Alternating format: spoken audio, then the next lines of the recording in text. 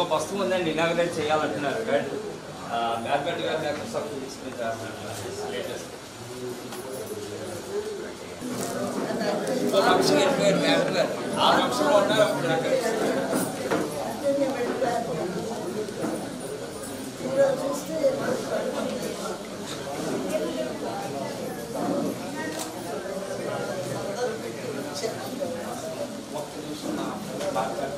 ఆయన అయిన తర్వాత మన మండయ్య గారు ప్రిన్సిపాల్ చేశారు Ongole college.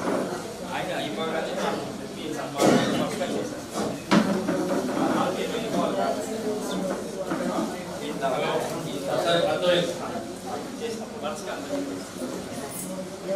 Just now walked in is Professor Shantamma Garu, 94 years and going strong, still teaching in the classrooms, and likely to be in Guinness Book of World Records. It appears in the world the next best long teacher is 92-year-old.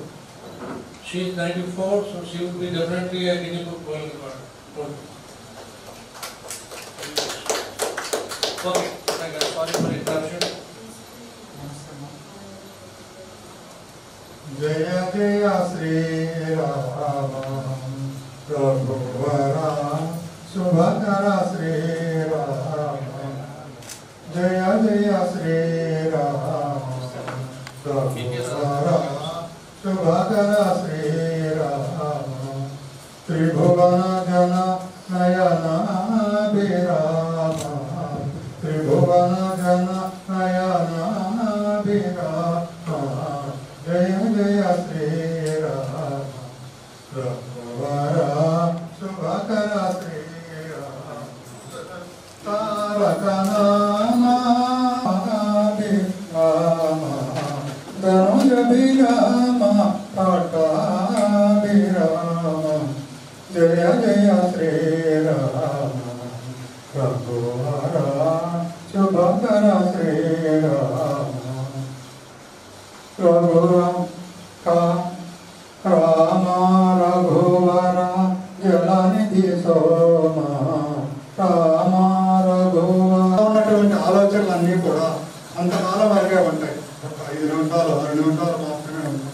ఆ తర్వాత అలా నెమ్మదిస్తూ చివరికి అమృత భాష్యాన్ని తాగుతుంది. ఆ ఆనందాన్ని అనుభవించాలే కానీ మాటలతో వర్ణించడానికి వీల్లేదు. అది ఎక్కువ కాలం మనం ఉండలేము. ఆ మహానుభావులు సాయిబాబా లేకపోతే ఇలాంటి వాళ్ళు ఎక్కువ కాలం ఉండగలుగుతున్నారు. వాళ్ళు మహానుభావులు అయ్యారు, స్వాములు అయ్యారు. వాళ్ళు ఏది చెప్తే జరిగిపోతూ ఉంటుంది. కానీ మనం కనుక అలాగా ప్రాక్టీస్ చేస్తూ ఉంటే ఒకసారి వస్తుంది, ఇప్పుడే వస్తుంది, దొరుకుతుంది. కానీ ఆ దొరికిన దాన్ని పట్టుకోవడానికి మళ్ళీ ఎన్నో సంవత్సరాలు ప్రయత్నం చేస్తే కానీ మళ్ళీ దాని దగ్గరికి వెళ్ళాలి.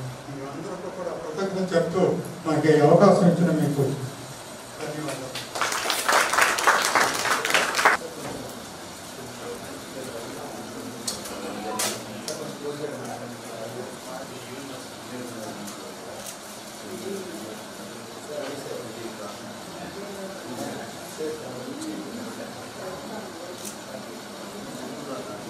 Thank you. I request Mr. C.V.R. Pantulu to give a small introduction of Shantamma Garu.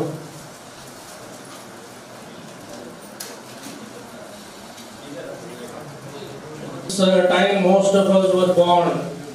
She did her MSc from Andhra University in 1951.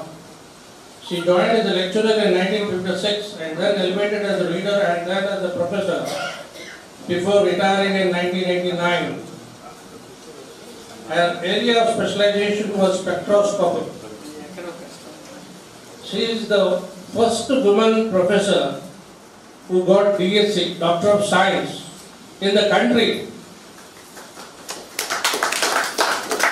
She guided 17 students to get PhD, and after 1989 her focus was shifted to research work and rejoined as honorary professor at Andhra University. She is a versatile reader of books and thoroughly read Vedas, Puranas and Upanishads.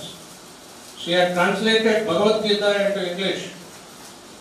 She took a lot of interest in philosophy. she has donated her own house to Vivekananda Medical Trust. When then Vice Chancellor of Andhra University, Professor G.S.L. Raju, who was in fact her favorite student in engineering college, he was shifted to Centurion University at Vijayanagaram as Vice Chancellor. Professor Santapagaru too joined Centurion as Professor Emeritus. Even at the age of 94, she travels from Vizag to Vijayanagaram every day, 3 days a week, to take classes, and that too with a troubled name, which is very, very commendable.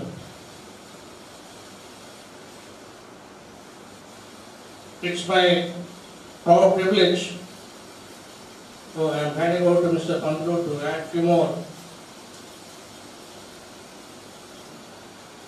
About her awards are concerned, which I want to add. Gold medal of Sri Vikram Devu for standing first in the intermediate state board at the composite state. Veteran Scientist Award by the ISPA Chennai. Lifetime Achievement Award by ISPA Chennai.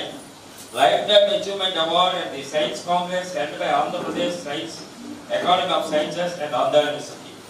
Honorary Professor for 3 years by Andhra University. Honorary Professor for 3 years in the Engineering College of Andhra University. And Emeritus Professorship for 3 years in the Centurion University, Vizag. Her hobbies is concerned, interested in pursuit of research in molecular spectroscopy and Vedic mathematics. Hearing to the classical vocal music is her hobby, and study of Upanishads is always with us.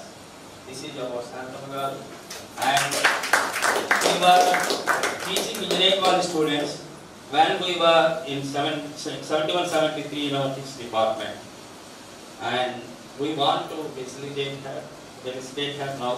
That is, he will tell one by one what to do. First of all, I request Santapagaru to come onto the dais. If you cannot come onto the dais, you can.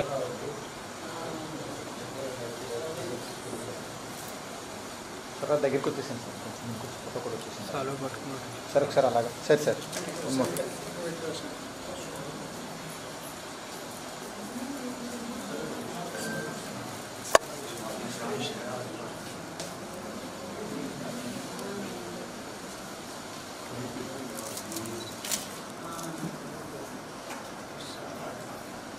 Sir అలా Request Santapagaru to all of us to join. Come all the 16 old boys. Ready?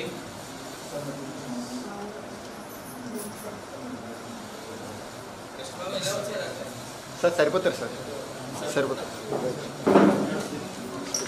Sir ready sir sir ready sir కొంచెం చదివించండి sir camera కూర్చోండి ready smile thank you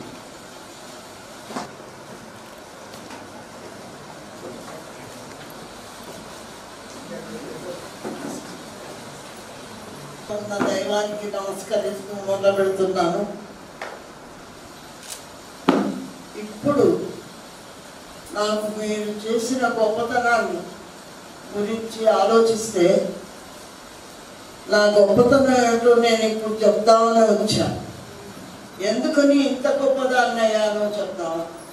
మీరు అనుకున్నంత గొప్పదాన్ని అయ్యేందుకు కారణాలు ఏమిటో చెప్తామని కూడా నేను ఈ మీటింగ్కి వచ్చాను. ప్రత్యేకంగా చెప్పాను ఆయనకి, నేను అక్కడ మాట్లాడతానండి. మొట్టమొదటి I was the post mass child. మా ఫాదర్ పోయాక పుట్టాను. అప్పుడు మా పినతండ్రి తర్వాత జడ్జి అయ్యారు, లేబొరేటరీ ఇన్స్టిట్యూట్ చేశారు. ఆయన నన్ను, మా అన్నగారిని, మా అమ్మని చేరతీసి 30 ఏళ్ళుగా చూశారు. చదువు చెప్పించారు, భోజనం పెట్టారు, ఇల్లు ఇచ్చారు. ఇక్కడ నా గొప్ప ఏముంది? చూడండి, నా గొప్ప ఏమీ లేదు. వారు అలా చెయ్యబట్టి అయితే కర్మ సిద్ధాంతాన్ని నమ్మాను. శ్రీకృష్ణుడు చెప్పిన కర్మ సిద్ధాంతాన్ని నమ్మాను కాబట్టి కర్మ చేశాను. ఆ 30 ఏళ్లలో నేను చేయవలసిన కర్మ ఏదో నేను చెప్పుకొని ఇలా ఉండాలి, ఇలా చెయ్యాలి అనుకుంటూ చేశాను. అది కూడా నా గొప్ప కాదు. నాకు భగవంతుడు శక్తినిచ్చాడు, ఆయువు ఇచ్చాడు, ఆరోగ్యాన్ని ఇచ్చాడు కాబట్టి చేశాను. చేయకపోతే నా కర్మ అంతే అనుకోవాలి. కాబట్టి ఇక్కడి నుంచి చూస్తే నా గొప్ప ఏమీ లేదు. నేను చేయవలసిన విధి ఏమిటి అనేది నిర్ణయించుకొని చేస్తూ వచ్చాను. రెండవది, ఇక్కడ యూనివర్సిటీలో ప్రవేశించాను. రంగధామరావు గారి దగ్గర విద్య అభ్యసించాను. ఆయన చాలా గ్రేట్ మ్యాన్, అందరికీ తెలుసు.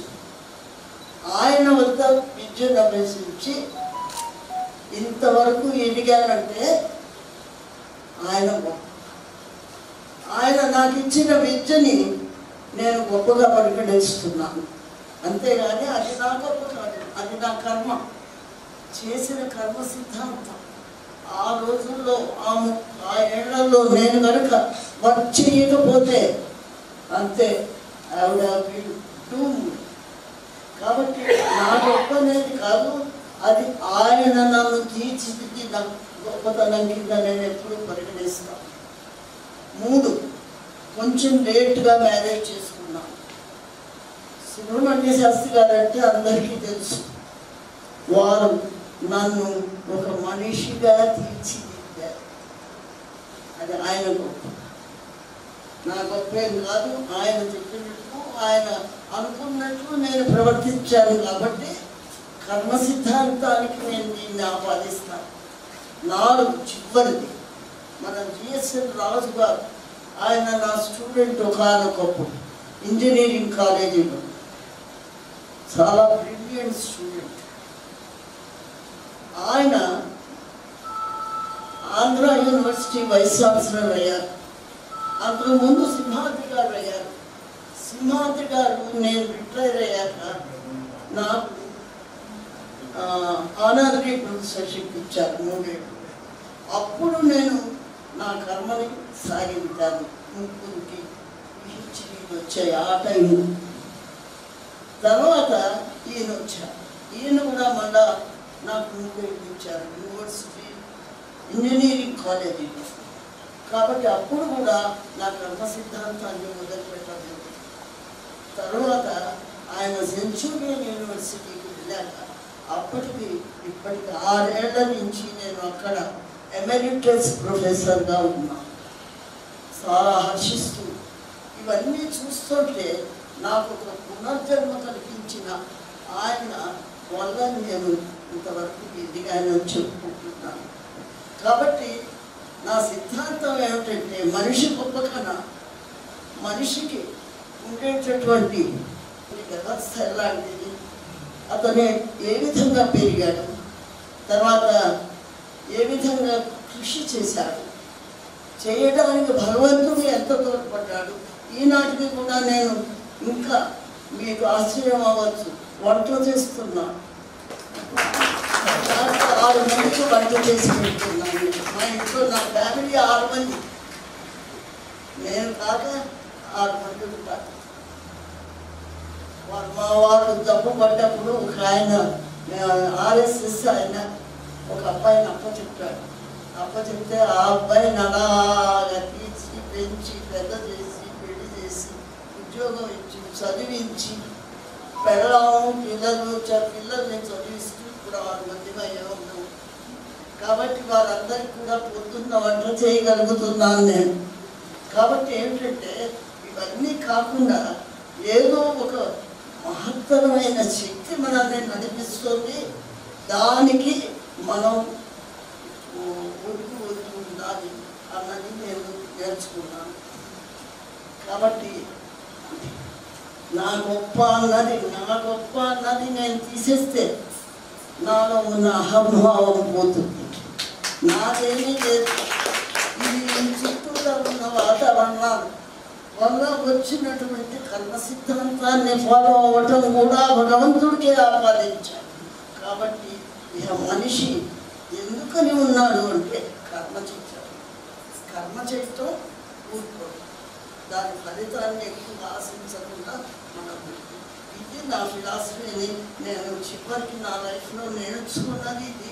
కాబట్టి ఇది మీ అందరికీ ఎందుకు చెప్తున్నానంటే ఇంత గొప్ప అంత గొప్ప పేపర్లన్నీ విపరీతంగా రాసేస్తే ఈ మధ్య విపరీతంగా. కాబట్టి అవన్నీ కన్నా ఈ డైరెక్షన్స్లో కనుక చూడగలిగితే నా గొప్ప చాలా తక్కువ. అయితే నాకు భగవంతుడు ఆయుర్వేదం ఇచ్చాడు కాబట్టి నేను కర్మ సిద్ధాంతాన్ని వదలకుండా ఫాలో అవ్వటం చేశాను కాబట్టి which is to be done. That is what the man has to do while he is alive. అది చేశాను కాబట్టి ఈనాడు మీరు అందరూ నన్ను గొప్పగా చేసుకుంటూ జీవిస్తూ నన్ను చాలా ఎత్తుగా పెట్టి చూస్తున్నారంటే నాకు చాలా సంతోషంగానే ఉంది. కానీ దానికి కారణం మటుకు మీకు అన్నీ తెలుసుకుంటున్నాను. నేను చెప్పడానికే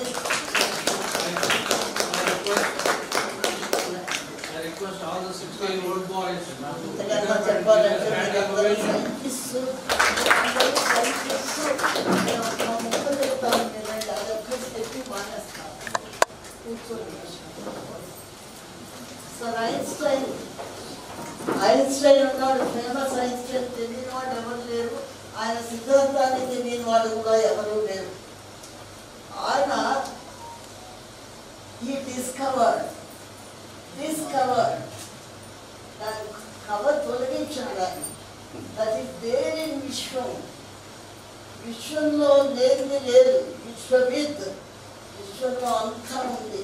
మనకు జ్ఞానచక్షు ఇచ్చాడు భగవంతుడు. మనం షార్ట్కట్ చేసి చూడగలిగితే అది చూడగలుగుతాం, లేకపోతే లేదంటే. అందరికీ జ్ఞానచక్షు ఉన్నాయి, అందరికీ అన్ని శక్తులు ఇచ్చాడు భగవంతుడు.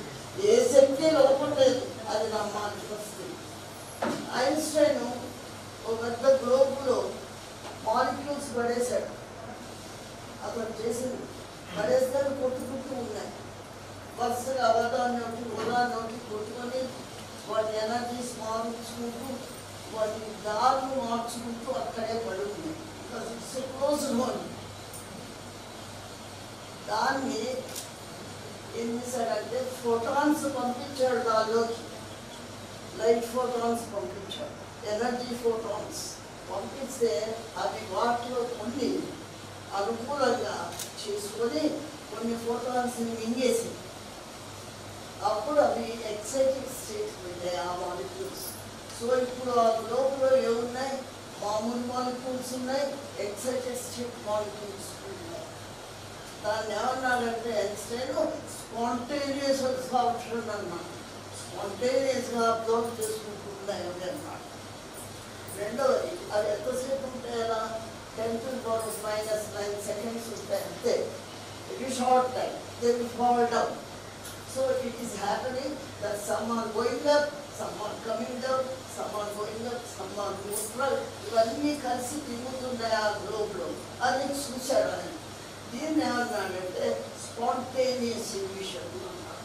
So this is spontaneous absorption, this is spontaneous emission. మరి లేజర్ ఎక్కడి నుంచి వచ్చింది? అతని జ్ఞానచక్షుడు చూసింది. ఎలా చూసిందంటే మరి ఎక్కడి నుంచి వస్తుంది అని చూస్తే అతను చూడగలిగింది ఏంటంటే ఈ ఎక్సైటెడ్ స్టేట్లో ఉండేదే ఎలక్ట్రాన్ ఫోటాన్ని మింగి అది మామూలు మాలిక్యూల్తో గుర్తుకుంటోంది. అది మామూలుగా వెళుతున్నాయి కొన్ని మాలిక్యూల్స్, వాటిని గుర్తుకొని ఆ మామూలు మాలిక్యూల్ దానిలో ఉన్న ఎక్సైటెడ్ స్టేట్ మాలిక్యూల్ని లైన్స్ ఫోటాన్ని లాగేస్తుంది. సో ఒక ఫోటాన్ని లాగేస్తుంది కాబట్టి ఆ ఫోటాను ఇది వెళ్ళే ఫోటాను ఇక్కడి నుంచి పడుతుంది. They are in the same phase, they are in the same line, they are going. This is amplification వల్లనే చదువుతున్నారు. ఇక రిసెర్చ్ వాళ్ళు పరుగులు ఎత్తారు. How to do this amplification more and more so that we get a better reaction. That is the research that has gone further. So Einstein has discovered, no doubt, has discovered this feature of stimulated emission. This is called stimulated emission. So stimulated emission, Einstein చూశారు, నేను చూడలేదు. నా జ్ఞానచక్షు లేదనుకోదు, ఉన్నది. నేను short film చేయలేదు.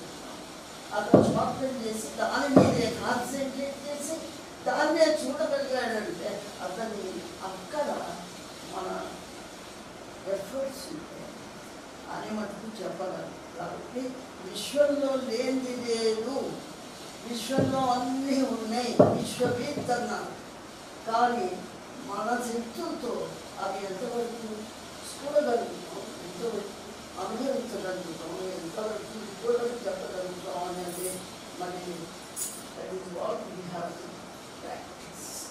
ఇది నా సిద్ధాంతంగా నేను చెప్తున్నాను. మనం అనుకోకండి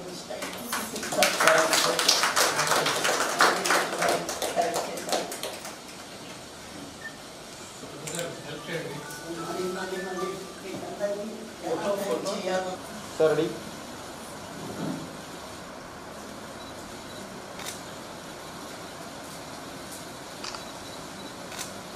సార్ స్మైల్ చేయండి కొంచెం. Thank you. ఇది ఎంతసేపు పడుతుంది? మీద అయిపోయింది sir. Sir ready sir. Camera పెట్టారు సార్. సార్ కెమెరా పెట్టారు. మ్యామ్ చిన్న డౌన్, చిన్న డౌన్, మేడం చిన్న డౌన్. ఓకే.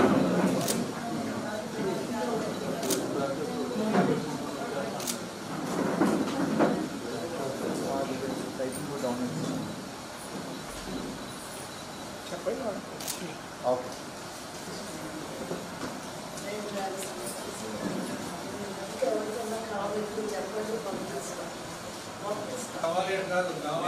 కావాలి అందుకే ఇప్పుడు ఆవిడ క్యాన్సర్ తెలుసు కదా, వాళ్ళు వచ్చారండి.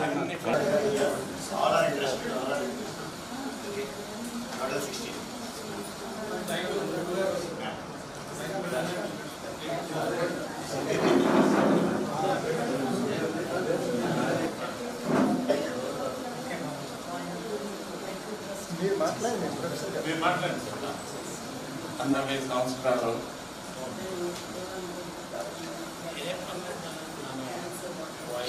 అమెరికాలో కలిసి ఉన్నాం. 6 గంటలు మీరు ఉన్నారు.